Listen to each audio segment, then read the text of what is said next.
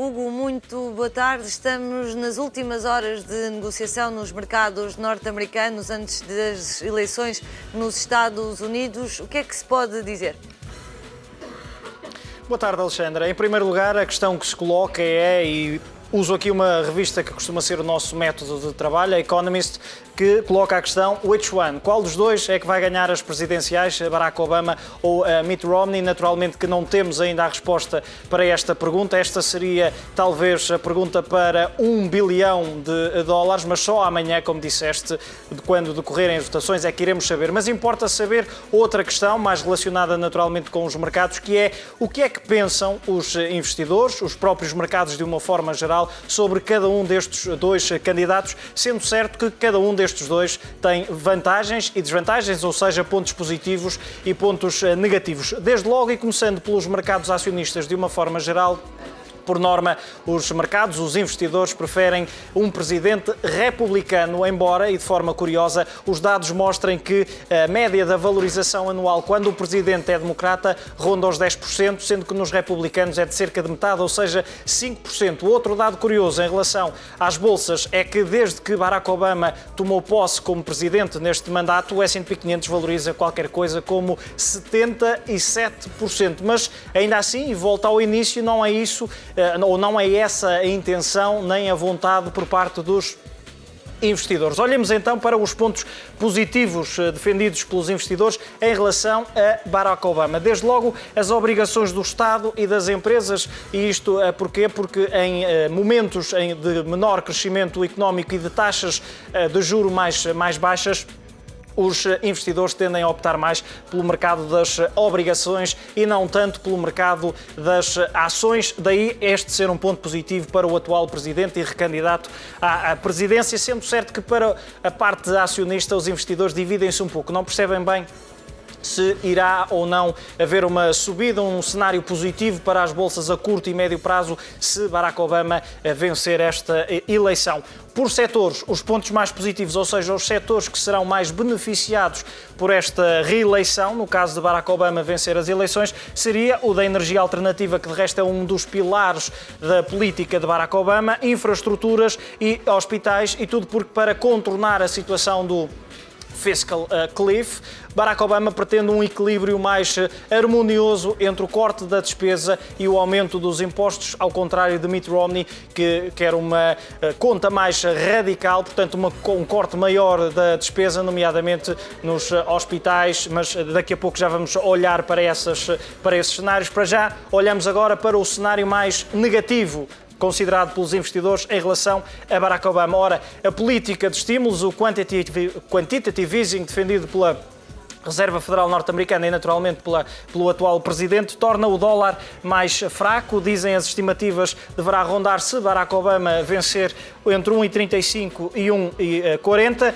Teoricamente será menos positivo para os mercados acionistas, já que vimos a explicação, e depois há uma maior dificuldade para negociar o Fiscal Cliff devido a este cálculo harmonioso que Barack Obama pretende levar a cabo caso vença as eleições, e são sempre cenários muito importantes para percebermos. Olhemos agora para o outro candidato, Mitt Romney. Pontos positivos, um dólar mais atrativo. E porquê? Porque Mitt Romney não quer tanto apoio à economia norte-americana por parte da Fed, portanto não é defensor dos estímulos que têm sido postos em prática por Ben Bernanke e também por Barack Obama. De resto, já se sabe que se Mitt Romney ganhar as presidenciais, Ben Bernanke será substituído no cargo da Reserva Federal Norte-Americana.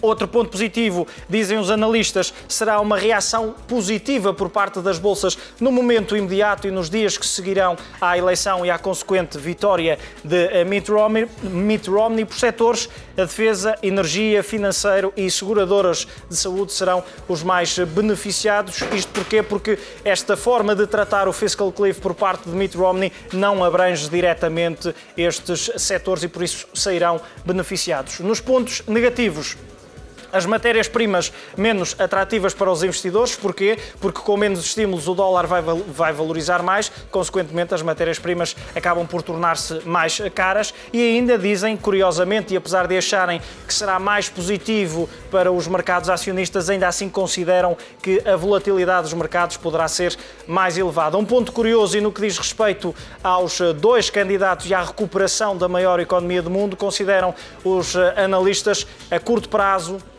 Mitt Romney poderá ter mais capacidade para colocar de novo nos eixos a economia norte-americana, já Barack Obama poderá consegui-lo, mas a longo prazo, segundo, recordo, previsões de analistas.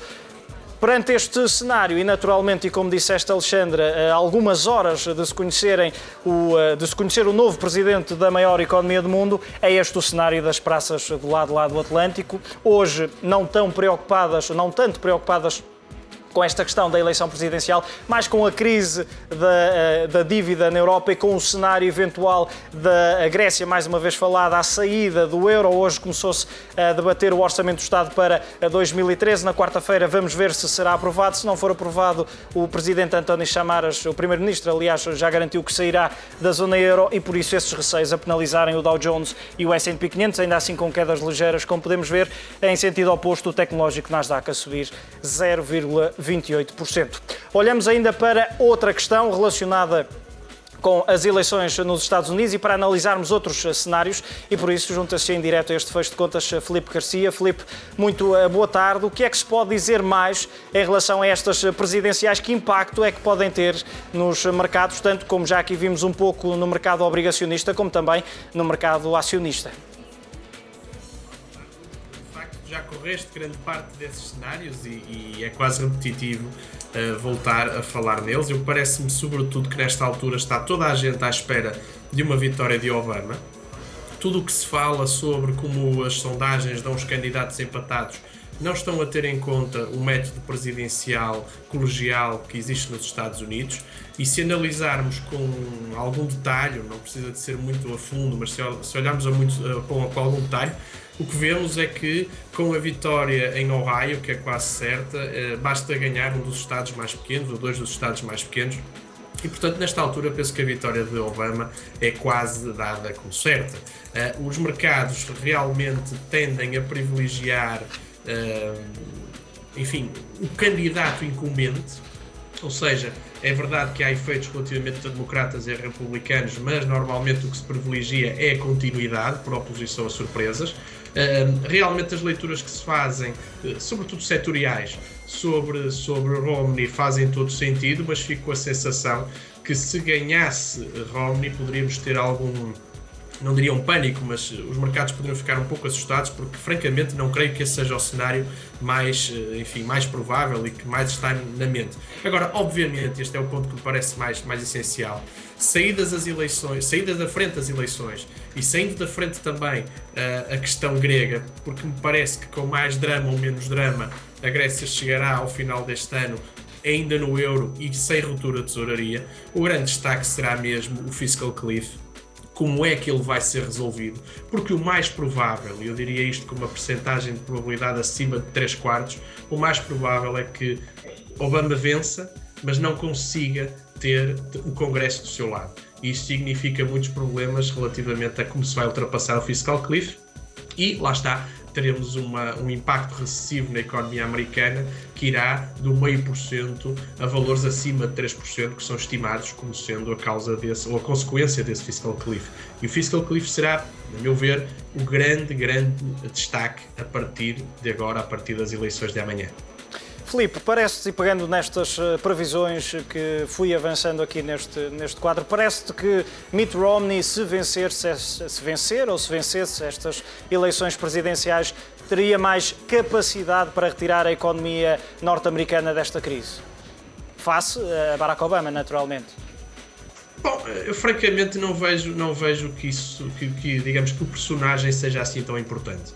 A única vantagem que Romney tem, ou teria, seria o apoio do Congresso, porque é muito provável que os republicanos ganhem a Câmara de Representantes e as eleições do Senado estão neste momento equilibradas e fico com a sensação que se houver dinâmica eleitoral para Romney vencer a presidência, também vencerá o Senado.